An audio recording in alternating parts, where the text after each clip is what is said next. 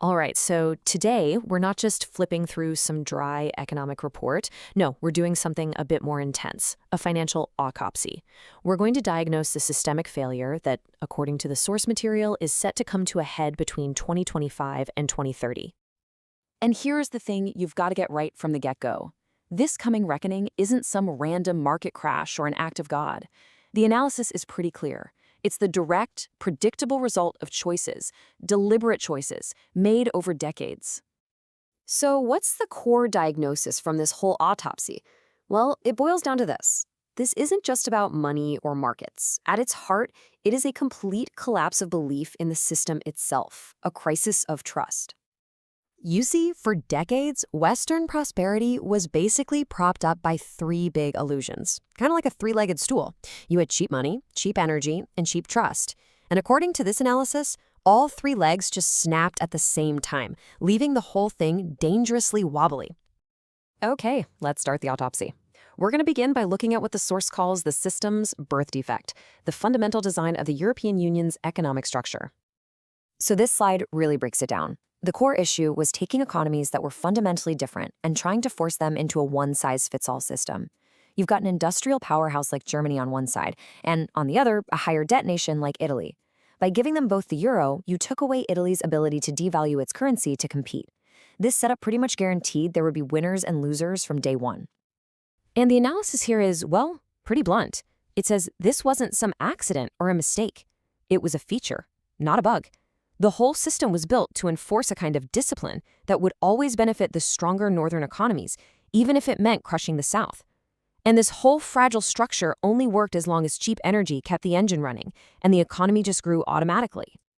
All right, on to the next phase of the autopsy. Let's look at the specific policy choices that didn't just ignore the problem, but actually poured gasoline on the fire. The analysis really zeroes in on three key areas where things went wrong: how Europe managed its energy, how it regulated its environment, and how it treated its own workers and businesses. So first up, energy. I mean, Europe's entire industrial machine was built on cheap Russian gas. And when that got cut off, poof, no plan B. Instead, they slapped on carbon taxes that made it more expensive to manufacture things in Europe than anywhere else on the planet. And what happened? Well, the industries didn't magically adapt. They just left. We're talking German steel, European chemicals, all packing up and moving to the US and Asia where energy is still cheap and plentiful. Then there's the environmental policy. The analysis points to this huge kind of tragic irony in the Green Deal. Yeah, Europe's CO2 emissions went down, but why? Not because of some amazing new technology. Nope. It was because factories shut down and jobs vanished.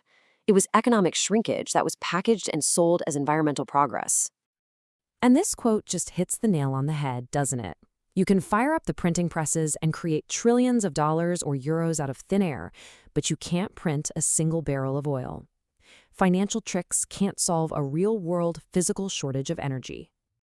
So that leads to the million-dollar question, right? If these policies were so obviously damaging to the economy and especially to the middle class, somebody must have been benefiting. Who was it? Well, the analysis doesn't mince words.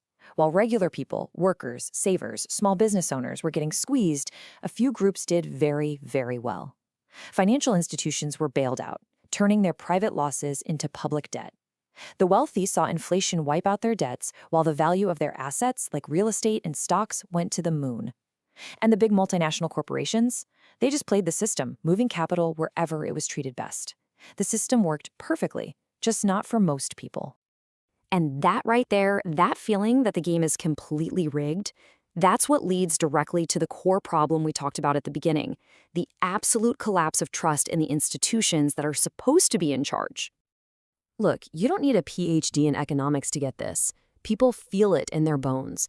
They watch their savings get eaten away by inflation while the rich seem to get richer. They see their heating bills skyrocket because of climate policies. They see a system of rules that always seems to rescue the banks but never the workers. The official story just doesn't line up with reality anymore. And that has some really serious consequences. When a government loses the trust of its people, it can't lead by inspiring them anymore. The analysis argues that it has to shift its strategy. It starts managing by fear and coercion just to keep things from falling apart. This whole breakdown in trust also leads to total paralysis. The world is changing in real time. Markets and technology shift in months. But the massive bureaucracy of the EU, it moves at a glacial pace, taking years, sometimes a decade, to make a decision. The system is just too slow to deal with the crises it's facing. So after digging through the cause of death and the policy failures, our autopsy ends with a prognosis, a forecast. Given everything we've seen, what does the future most likely look like? You usually hear two main scenarios from the experts.